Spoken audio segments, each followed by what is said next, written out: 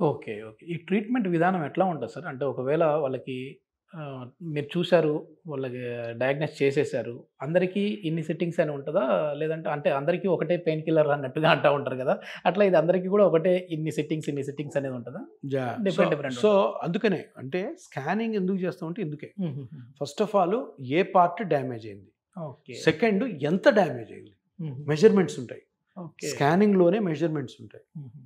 So ఇప్పుడు 0.1 damage అయిందా, 2 damage అయిందా, 2 ఉండాల్సింది ఎంత అరిగింది, లిగమెంట్ స్ట్రెచ్ ఎంత ఉంది, డ్యామేజ్ అయిన స్ట్రెచ్ దానికి మెజర్మెంట్ ఎంత, ఆ మెజర్మెంట్స్ బట్టి ఎన్ని సిట్టింగ్స్ అని ఉంటాయి. ఓకే. సింగిల్ సిట్టింగ్లో అయిపోవచ్చు, 3 సిట్టింగ్స్ పట్టొచ్చు, 4 సిట్టింగ్స్ పట్టొచ్చు. హుహుహు. సో ఆ స్కానింగ్ అన్నది అంత ఇంపార్టెంట్. ఆ స్కానింగ్ కూడా మేమే చేస్తాం. హుహుహు.